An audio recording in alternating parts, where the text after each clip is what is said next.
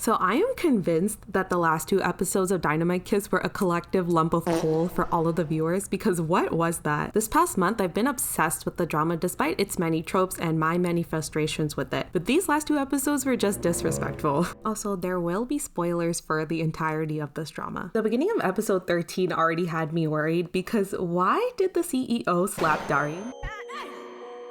I thought this was going to be another fake out, like the one during Darim's interview and when the half-sister exposes that Darim isn't actually married. But no, the writers were like, yes, Darim will get slapped and it will be real. And the episode just keeps going downhill with the forced breakup trope. So I absolutely hate this trope because I don't think it serves any purpose, any good purpose at least. As an audience, we wait for like half of the drama to see the couple get together, and we spend all this time being convinced that these two leads are good together, only to have it be interrupted by a silly, easily resolved miscommunication. And 21 out of 25 times that this trope is used, the couple gets back together anyways and the audience is just left irritated. I do like that Ji-hyuk doesn't take Darim's reasonings for the breakup at face value, knowing that she's just lying to him for his own benefit, and continues to investigate the corporate espionage. It shows his faith in her and how much he truly cares for her. But I think this was a missed opportunity to show Darim's growth. At the beginning of the drama, we see that she has a low self-esteem, but as the drama progresses, she builds her confidence through her work. I think having her see Ji-hyuk fight for her could have been a moment to show her newfound confidence, like, okay, yeah, I am someone worth fighting for, and I deserve to have someone who supports me through my tough times. At least the breakup only lasts for like 30 minutes, and it does give us some funny, jealous Ji-hyuk scenes. So after whatever episode 13 was, going into episode 14, I was concerned about how the drama would wrap up its storylines. Like the second couple, the corporate espionage, Ji-hyuk's mother coming back to the company, taking down Ji-hyuk's half-sister and Ha-young's brother, and the drama said, don't worry, we'll wrap this up in like 5 minutes. That'll give us just enough time to have Ha-young's evil brother hit Ji-hyuk with his car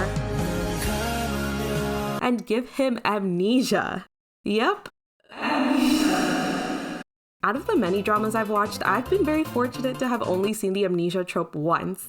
And that was in a little drama called Boys Over Flowers. That drama came out in 2009. So this is definitely a recession indicator, because why else would we see amnesia in the year of 2025? I know a lot of the audience wanted to see Darim yearn for Ji-hyuk like he did for her, but this is not what we meant. I knew the drama wasn't being serious when they had the doctor point to Ji-hyuk's brain scan and be like, yep, the amnesia is right there. I'm convinced that this trope was just added so that the drama could reheat its own nachos, because we just get a bunch of scenes where Mother TF and Darim reenact moments of the relationship to bring back Ji-hyuk's memory, which doesn't even work. I'll admit that these scenes are cute, but I think I would have preferred to have seen the couple form new memories instead, because they were a proper couple for like maybe 2 episodes. Also, I hate that it takes over a year for him to get his memory back. You mean to tell me that he was just living a separate life for that long and didn't miss Darim at all? I did enjoy the callback to their first kiss in Jeju to trigger his memory, but the recreation just doesn't live up to the magic of the original scene. And also, it sucks that they used Darim's sister as a plot device to get her to Jeju to reunite with Ji-hyuk. The sister caused so much turmoil in Darim's life, and that story just doesn't really get a proper resolution. She gets forgotten the moment Darim and Ji-hyuk are reunited. Because of how much time was spent on the sudden breakup and Ji-hyuk's amnesia, we barely spend time on the second couple. Their story feels almost pointless because their relationship hardly evolved throughout the drama. The only change we saw is that Ha-young can flirt with him and have him laugh instead of look disgusted and confused. I think what the drama wanted to do with this dynamic was have Ha-young discover what she's missed in her own life and what she wants out of a relationship through Sonu. She's portrayed as a lonely character who hasn't received much affection from her family, and being in proximity to someone who is kind and has a loving relationship with his own son makes her reflect on her own life. They do show hints of this growth, like when she explains to her mom why she likes Sonu, and when she regularly refers to him as a kind person in the drama. But I don't think this is fleshed out enough, so to me it feels like their story just flatlined. We never see Ha-young and Sonu bond on a deeper level, so I'm not fully convinced that Ha-young really evolved due to their relationship. With a single father as a romantic lead, the drama could have explored the challenges of finding a romance or healing from a divorce, so it feels like there were a lot of missed opportunities with their story. One other small problem that I had with this drama is how Darim's career arc is wrapped up. She just gets handed an investment from Ji-hyuk's mom and is pushed into starting her own company. I would have preferred if she reflected and saw her own capabilities as a leader and realized that she can build a fulfilling career for herself. As an audience, we see her competencies and growth, but it doesn't feel like she sees that for herself, which is such a letdown as a viewer. Okay, I promise I'm not just a hater, because there was one storyline I liked in the final episodes, and that was with Ji-hyuk's sister. sister. So she's technically the villain, so I guess we're supposed to hate her, but I just cannot hate someone who squeals like this after completing their evil plan.